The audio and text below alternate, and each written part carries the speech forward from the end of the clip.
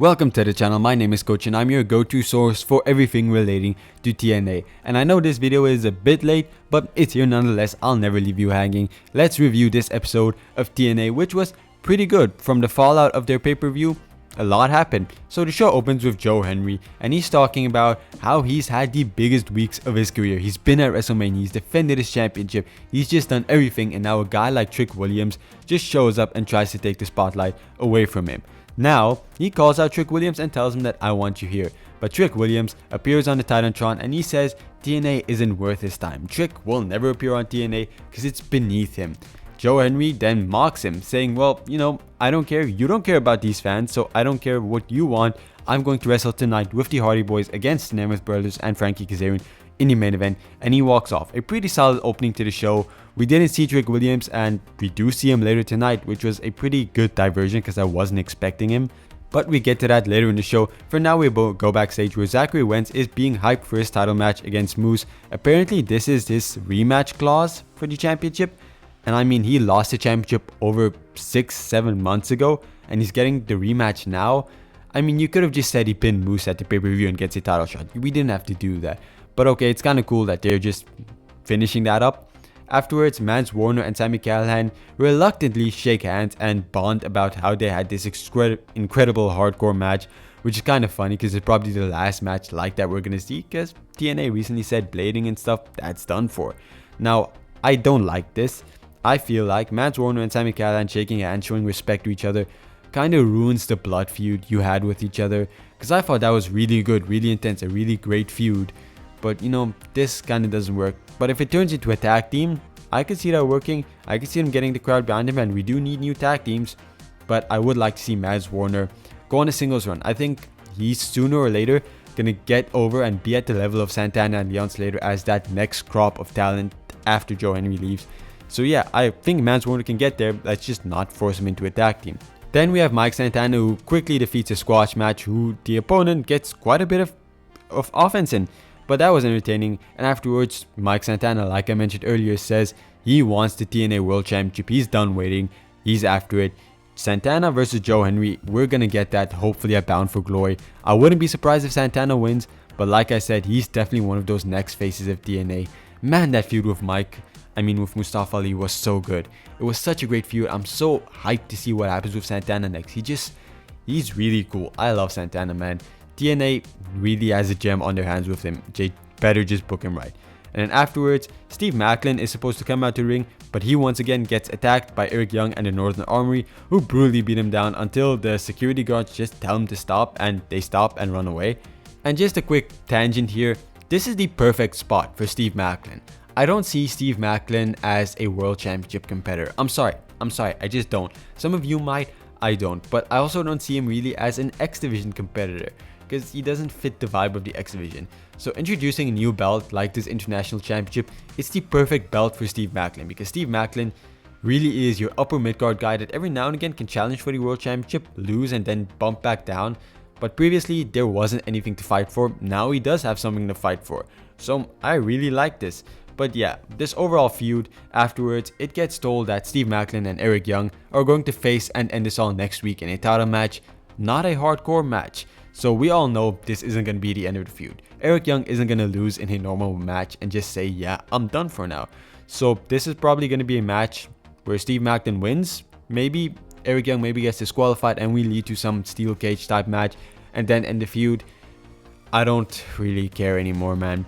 I thought Steve Maclin and Eric Young should have ended at the pay-per-view. It would have been the perfect ending to a months-long amazing feud. But no, we're just dragging it out now, which sucks. Then we have the X Division Championship match, Moose versus Zachary Wentz, and Moose retains his X Division Championship, which makes sense. Zachary Wentz was not going to win this championship, but he had an amazing showing tonight. I really hope we get a Zachary Wentz singles run again.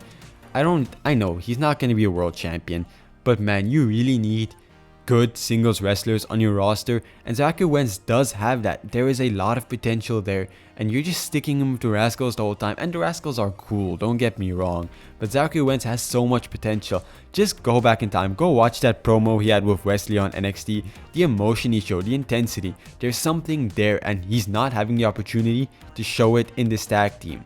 So maybe he should have defeated Moose and had a solid X Division Championship reign. Maybe that would have been the right decision. I don't care. I just want to see Zachary Wentz have a singles run. But Moose retaining, it's not bad. He's really making this X Division Championship his own. He's a dominant champion and I'm really enjoying it. So this was all good. Just hope we get more Zachary Wentz soon. I would also like to say this recent TNA injury report stuff, I really like it. It gives you a bit of gritty realism to the show. Like these wrestlers are actually feeling the impact of that. I would like it if WWE and specifically NXT started adapting because it's just a cool little feature. It's 2 minutes long. It doesn't take away from the show. It's just an additional fun thing. Like how they're constantly keeping you up to date with Joe Hendry's shoulder that's being hurt. How Tasha Steelz is injured and out because of the fall she took at the pay-per-view. It's just a nice fun addition to the show. Then we have one of the wildest and most interesting parts of the show. So Cody Deaner comes out and he talks about how his contract is up and it's probably not going to be extended because he can't win a match. Respectfully, I feel like this storyline is wasted on Cody Deaner. Sure, the crowd responds to him relatively well, but man, this is I'm really curious about this whole storyline, but I think it would have been better if you gave it to a guy like Ace Austin, who needs a storyline, who needs something interesting going for him, and you're wasting it on Cody Deaner? Like, respectfully, he's fine, but man, I just keep thinking, Ace Austin, he gets nothing, he gets fed to the bigger stars the whole time when he's a guy with so much potential, and then you give a curiously interesting storyline like this to Cody Deaner? Man, I don't know. But okay, Santino comes out and he says, I will give you a small extension until the pay-per-view. If you can defeat Eddie Edwards, you will get a contract extension.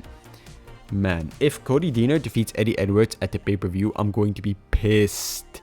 No offense to Cody Deaner, but I mean, you can't make him defeat Eddie Edwards.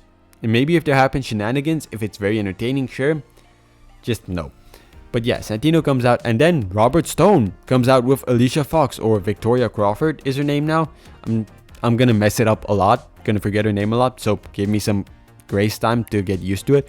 They come out and they say Santino is under their watch now, and they're gonna make sure he doesn't do any dumb shit while he's in charge. And then Robert Stone says he needs to be unbiased to everyone on the roster, so he's giving Victoria a shot at the Knockouts Championship with Masha Slamovich at the next pay-per-view. Unbiased much? I don't think so. Now, I just need to address this because people don't like Victoria Crawford in TNA, and to them, I'm just saying, I don't care. I think it's pretty interesting. She's someone I haven't thought about or even heard anything about for probably half a decade now. So it's interesting to see her back, and beggars can't be choosers. The TNA Knockouts division is dead, and anything we get at this point is better than nothing. So I'm just gonna let it be. It's probably not gonna be a major long feud until we get back to Tessa versus Masha. Just another Cora Jade like feud where she just goes in, gets some saving time, build Tessa up again, then we're back at it. So I don't really mind this. I'm interested in seeing where this goes. We take this story backstage where Santino and Robert Stone get into each other's face, and then Tessa approaches him. Tessa Blanchard, she basically says, I don't like Santino, you're always biased, not giving me opportunities, and she walks away with Robert Stone hoping to convince him to give her more opportunities. Really interesting part of the show, something I wasn't expecting, but it's that sports entertainment kind of stuff I like, so I was really invested. I just wish Cody Deaner wasn't in that spot and was given to someone who could really utilize that opportunity more. But then we get two more matches. Jody Threat defeats Maggie Lee in a really solid match. Good match for Jody Threat, gets a singles victory. Afterwards, the By Elegance brand are very mad at Maggie Lee and they say they're going to give her a makeover, and they start this free Botox chant, which was very funny. And then we also have Indi Hartwell officially announcing she's here. She doesn't reveal what her intentions are yet, but she's in TNA now. I'm really excited to see what happens to her. She's going to be a major player here. She has that look. She's been a former NXT Women's Champion, and I feel like ever since then it's only been downhill for her. So if TNA can book her well, she can definitely be the next face of the Knockouts division, up there with Masha and Tessa. And then you also have Leon Slater defeating Casey Navarro. Two young guys really throwing it all out there. Like Santana, like Mance Warner, I think Leon Slater is the future of this company, and if they book him well, he could be a major star for them. But now let's get to the main event. Team Hendry with the Hardy Boys versus Team Frankie Kazarian with the Nemeth Brothers. Another really solid match, and you all know by now, whenever Jeff Hardy's on the screen, I'm instantly hyped about it. He's my favorite wrestler of all time, and I'm just appreciating every match I ever get of him. But Trick Williams costs Team Hendry the match. Trick Williams actually was on the show. Like I mentioned at the beginning of the video, they really swerved me because I didn't expect him to be on this show. Maybe I'm just getting too invested into the show and I should have seen this coming, but it was just a really fun moment, you know. And the Nemeth brothers win the match. Trick Williams gets into the ring, stares everyone down. I'm really excited to see where this is going. But like I said before, don't expect too much out of this feud. The majority of it is probably going to be Trick Williams and Joe Hendry on NXT. But we might get a bit of that on TNA. Regardless, I'm interested in seeing where it is going. But I don't see Trick Williams winning the TNA World Championship from Joe Hendry. I just don't see that happening. But at the same time, I don't see Trick Williams losing, because Trick Williams, respectfully, is a lot bigger of a star than Joe Hendry is. So I'm not sure what's going to happen here. And if it's not for the TNA World Championship, then what is it even for? So that's kind of interesting. But yeah, if I had to give tonight's show rating, it would be a really good 9 out of 10. A lot of interesting stuff. I generally liked most of this stuff. You know, I've had a few days to think about it, unlike some of the other videos, and looking back on the show, it was really enjoyable, really entertaining. I think that's something TNA has. It has a lot of rewatch value. So yeah, a really amazing show. 8 to 9 out of 10, either works for me. So let me know what you think. Do you enjoy the show just as much? I want to know from you guys. Because for me, the top stars on TNA for the future are Mance Warner, Leon Slater, and Mike Santana. Casey Navarro and AJ Francis have potential to be there, but right now they're not being booked in a very prominent way. Who do you feel like is the next big stars on TNA? I've mentioned mine. Who do you think? Do you agree with me? Because I think like these guys are going to be like Moose, who might stay loyal to TNA for the long run, which is something you desperately need with people leaving like it's nothing to go to WWE and AEW. I really think these guys can be that. So let me know what you think. Maybe someone else, specifically for the men's division, because the Knockouts division is in a very weird spot right now. So I hope to see you again soon. Love you all, and goodbye.